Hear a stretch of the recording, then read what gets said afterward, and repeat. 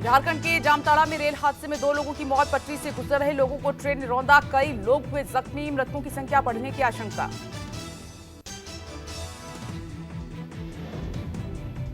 जामताड़ा के कलझरिया में railway crossing के पास चेन खींचकर कुछ यात्री दूसरी पटरी की तरफ उतर रहे थे, जिस वजह से उस पटरी पर आ रही लोकल ट्रेन की चपेट में वो लोग आ गए। रेल अधिकारियों के मुताबिक गलत दिशा में यात्रियों के उतरने की वजह से हादसा हुआ है। तलाशी अभियान देर रात तक जारी रहा। पीएम मोदी ने हादसे पर जताया दुख, एक्स पर पोस्ट कर मृतकों के परिजनों के प्रति जताई सांत्वना, कहा कि उम्मीद करता हूं कि जख्मी हुए यात्री जल्द स्वस्थ हो जाएंगे। हादसे के चश्मदीदों के मुताबिक एक्सप्रेस ट्रेन में पटरियों पर रखे पत्थर की वजह से लग गई थी आग, जिसके बाद इमरजेंसी चेन खींचकर लोग आनन फानन में गलत तरफ उतर गए थे। मथुरा में शाही ईदगाह मस्जिद हटाने वाली याचिका की वैधता पर इलाहाबाद हाईकोर्ट आज सुनाएगा फैसला। याचिका में कचरा केशव देव मंदिर की 13.37 एकड़ जमीन पर ईदगाह बनाए जाने का दावा मुस्लिम पक्ष ने किया है विरोध। वाराणसी में ज्ञानवापी परिसर के व्यास जी तहखाने में पूजा के मामले में दायर नई याचिका पर सुनवाई। याचिका में तहखाने की छत पर नमाज पढ़ने का विरोध। सीबीआई ने अवैध खनन मामले में आज सपा अध्यक्ष अखिलेश यादव को किया है तलब। साल 2012 से 16 के बीच हमीरपुर में अवैध खनन से संबंधित मामले में गवाह के तौर पर होनी है पेशी। समाजवादी पार्टी ने अखिलेश को सीबीआई नोटिस मिलने से किया इनकार, कहा कि समन मिलने पर कानून के मुताबिक जवाब दिया जाएगा। टीएमसी के भगौड़े नेता शाहजहां शेख को आज राशन घोटाले के मनी लॉन्ड्रिंग केस में पूछताछ के लिए पेश होना है। ईडी ने 22 फरवरी को भेजा था समन।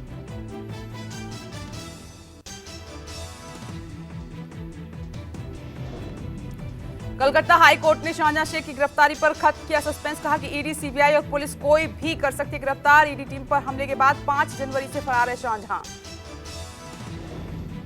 उत्तराखंड के पूर्व मंत्री हरक सिंह रावत और उनकी बहू की आज ईडी के सामने पेशी। पाखरू रेंज घोटाला मामले में होनी पूछताछ। 7 फरवरी को हरक और उनके करीबियों के ठिकानों पर हुई थी ईडी की रेड। हरियाणा इनेलो के प्रदेश अध्यक्ष नफेद सिंह राठी की हत्या की जिम्मेदारी लंदन में बैठे गैंगस्टर कपिल सांगवान ने ली है। सोशल मीडिया पर पोस्ट के जरिए जिम्मेदारी ली। अपने बहनोई और दोस्तों की हत्या की साजिश में शामिल होने का लगाया आरोप। अजमेर टाडा कोर्ट में आज 31 साल बाद 1993 की सीरियल ट्रेन ब्लास्ट पर सुनवाया जाएगा फैसला। आतंकी अब्दुल करीम टुंडा, इरफान अहमद और हमीउद्दीन आरोपी हैं। 6 दिसंबर 1993 में बाबरी विध्वंस की पहली बरसी पर मुंबई, सूरत, कानपुर, लखनऊ और हैदराबाद में धमाके हुए थे। आतंकी टुंडा की इंडो नेपाल बॉर्डर से 2013 में गिरफ्तारी हुई थी। अपनी मांगों को लेकर शंभू और खनौरी बॉर्डर पर जमे किसान दिल्ली कूच को लेकर आज फिर करेंगे बैठक। खनौरी बॉर्डर पर किसान अगली रणनीति का ऐलान भी करेंगे। किसान नेता जगजीत सिंह डल्लेवाल ने कहा कि सरकार आंदोलन खत्म होने का फैसला भ्रम फैला रही है। किसानों से आंदोलन जारी रखने का आह्वान। अंबाला के शंभू और संगरूर के खनौरी बॉर्डर पर 16 दिनों से जमे हैं किसान। आज की बैठक को लेकर बढ़ी सरगर्मी। पंजाब के पटियाला और संगरूर में इंटरनेट सेवाएं बंद। 29 फरवरी को किसानों के दोबारा दिल्ली कूच की संभावनाओं के मद्देनजर हरियाणा के कुछ जिलों में फिर इंटरनेट बंद। राज्य के कुछ जिलों में इंटरनेट बंद। यूपी के नोएडा में किसानों की मांग के समर्थन में प्रदर्शन। जिला कांग्रेस महामाया चौक में देगी धरना। केंद्र की बीजेपी सरकार पर वादा खिलाफी और किसानों के हितों की अनदेखी का आरोप। पीएम मोदी और मॉरिशस के पीएम प्रविंद जगन्नाथ आज अगालेगा द्वीप में नई हवाई पट्टी सहित कई विकास योजनाओं का करेंगे संयुक्त उद्घाटन। वीडियो कॉन्फ्रेंसिंग के जरिए दोपहर 1 बजे उद्घाटन होगा। प्रधानमंत्री नरेंद्र मोदी आज शाम 4 बजे वीडियो कॉन्फ्रेंसिंग के जरिए करेंगे विकसित भारत विकसित मध्य प्रदेश कार्यक्रम को संबोधित। पीएम मोदी इस दौरान 17,500 करोड़ की परियोजनाओं का लोकार्पण और शिलान्यास भी करेंगे। बीजेपी केंद्रीय चुनाव समिति की आज शाम अहम बैठक है। लोकसभा चुनाव को लेकर आ सकती है बीजेपी की पहली लिस्ट। बैठक में पीएम मोदी, गृहमंत्री शाह और बीजेपी अध्यक्ष जेपी नड्डा शामिल। मुंबई में महाविकास अघाड़ी में सीट शेयरिंग पर नहीं बनी अंतिम सहमति। बुधवार को बैठक के बाद यूबीटी नेता संजय राउत और कांग्रेस अध्यक्ष नाना पटोले ने कहा कि सभी दलों के बड़े नेता करेंगे आधिकारिक ऐलान। सूत्रों के मुताबिक एमवीए में सीट शेयरिंग का फॉर्मूला तय है। कांग्रेस, शिवसेना, उद्धव गुट 18-18 जबकि एनसीपी शरद चंद्र 8 सीटों पर लड़ेगी चुनाव। वंचित बहुजन अघाड़ी को मिलेंगी 2 से 3 सीटें। फास्टैग केवाईसी अपडेट कराने का आज आखिरी दिन है। एक से अधिक फास्टैग वाली गाड़ियां होंगी ब्लैकलिस्ट। नेशनल हाईवे और एक्सप्रेसवे पर सफर होगा मुश्किल। पहाड़ों पर बर्फबारी से फिर बदला मौसम का मिजाज। 2019 के बाद फरवरी के आखिरी हफ्ते में दर्ज किया गया न्यूनतम तापमान। मैदानी इलाकों में अब भी ठंड बरकरार, चल रही हैं बर्फीली हवाएं। बंबई हाई कोर्ट में इंद्राणी मुखर्जी पर बनी वेब सीरीज पर अहम सुनवाई। याचिका में की गई इंद्राणी पर बनी वेब सीरीज पर बैन लगाने की मांग।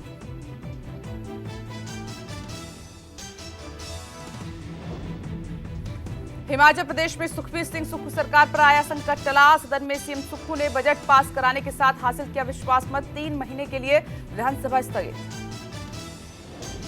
हिमाचल में नाराज कांग्रेस विधायक और मंत्री विक्रमादित्य सिंह ने वापस लिया इस्तीफा। बोले कि सरकार पर कोई संकट नहीं है, कोई भी व्यक्ति संगठन से बड़ा नहीं।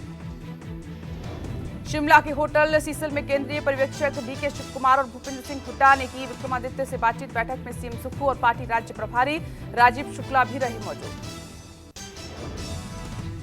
हिमाचल विधानसभा स्पीकर ने बागी कांग्रेस विधायकों की अयोग्यता पर सुरक्षित रखा फैसला। स्पीकर कुलदीप पठानिया ने विधायकों की अयोग्यता पर बुधवार को सुनवाई की। हिमाचल प्रदेश बजट सत्र में बुधवार को जमकर हुआ हंगामा। नेता प्रतिपक्ष जयराम ठाकुर सहित 15 बीजेपी विधायक लंबित। विरोध में बाकी 10 बीजेपी विधायकों ने भी किया वॉकआउट। नेता प्रतिपक्ष जयराम ठाकुर ने कांग्रेस सरकार पर लगाया मारपीट और बदसलूकी का आरोप। कांग्रेस के बागी 6 विधायक फिर वापस लौटे पंचकुला। कांग्रेस नेता प्रियंका गांधी ने हिमाचल में हुई सियासी हलचल पर बीजेपी को लिया आड़े हाथ। जनादेश से चुनी सरकार को धनबल से गिराने की साजिश का लगाया आरोप। हिमाचल प्रदेश की सियासी हलचल पर केंद्रीय मंत्री अनुराग ठाकुर ने कहा कि बड़े और झूठे वादों का सच लोगों के सामने आने लगा है, इसलिए उनके खुद के लोग साथ छोड़ रहे हैं।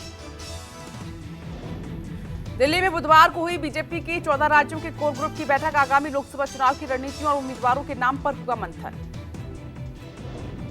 कोर ग्रुप बैठक में हर सीट से 3 उम्मीदवारों के नामों पर हुई चर्चा। एमपी के पूर्व सीएम शिवराज सिंह चौहान, कैलाश विजयवर्गीय, नरोत्तम मिश्रा और ज्योतिरादित्य सिंधिया का कई सीटों से आया प्रस्ताव। एमपी, राजस्थान, गुजरात, दिल्ली, गोवा, त्रिपुरा, झारखंड, हरियाणा, असम, उत्तराखंड, अंडमान, दमन, दीव, दादर, नगर हवेली और अरुणाचल प्रदेश कोर ग्रुप की हुई बैठक। महाराष्ट्र में इंडिया गठबंधन के घटक के दल वंचित बहुजन अघाड़ी ने जालना से मनोज जरांगे पाटिल और पुणे से डॉक्टर अभिजीत देशमुख को चुनाव लड़ाने की रखी मांग। सूत्रों के हवाले से खबर।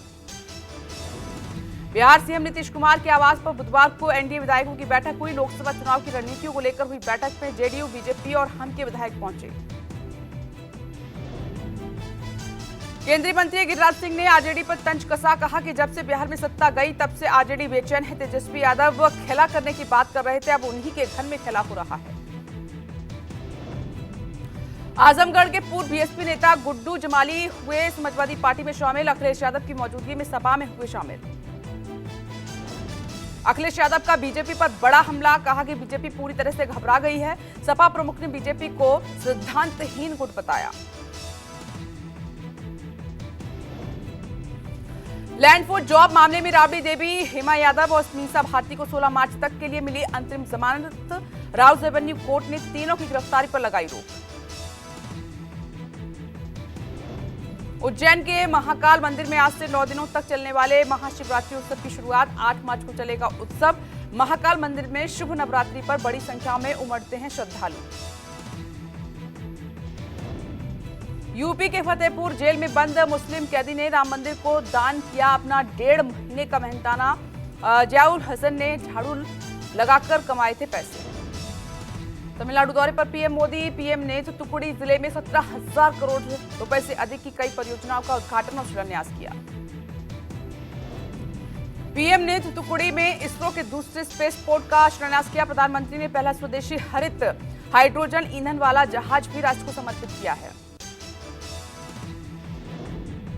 पीएम मोदी ने यूपीए सरकार पर हमला बोलते हुए कहा कि तमिलनाडु और देश की जनता को एक सत्य बताना जरूरी है। सत्य कड़वा होता है, उन्हें आपके विकास की फिक्र नहीं थी।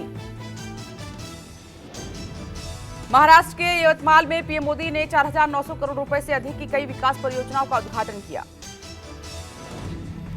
पीएम मोदी ने यवतमाल में किसान सम्मान निधि की 16वीं किश्त जारी की। 9 करोड़ किसानों के खाते में डाले 2-2 हजार रुपए।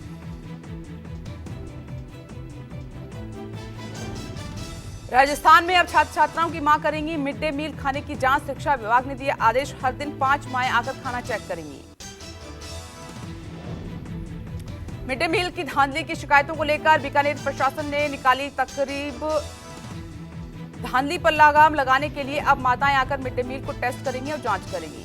माओ को अप्रूवल के बाद ही बच्चों को खाना परोसा जाएगा। शिक्षा विभाग का मानना है कि नई व्यवस्था से स्कूलों में मिड डे मील की गुणवत्ता में सुधार होगा। अयोध्या में रामलला के दर्शन के लिए भक्तों का भीड़ लगातार उमड़ रही है और इस मौके पर लाखों की संख्या में पहुंच रहे हैं भक्त। भीड़ को देखते हुए सुरक्षा के पुख्ता बंदोबस्त।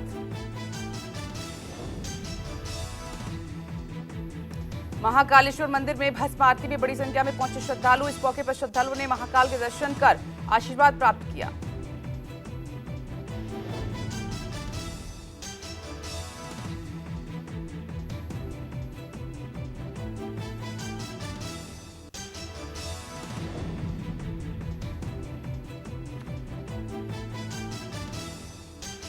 जम्मू कश्मीर के बडगाम में ताजा हिमपात, स्नोफॉल का पर्यटकों ने जमकर लुत्फ उठाया। दिल्ली में जंतर मंतर पर यंग इंडिया की रैली, केंद्र सरकार की नीतियों के खिलाफ छात्र संगठन आयसा का प्रदर्शन। भारतीय समुद्री सीमा में ड्रग्स की अब तक की सबसे बड़ी रिकवरी, नेवी, एनसीबी और गुजरात एटीएस ने 3100 किलो का ड्रग्स पकड़ा। पाकिस्तान में बने ड्रग्स को भारत लाने का मंसूबा नाकामयाब हुआ। पकड़े गए ड्रग्स की कीमत 2000 करोड़ से ज्यादा होने का अनुमान लगाया गया।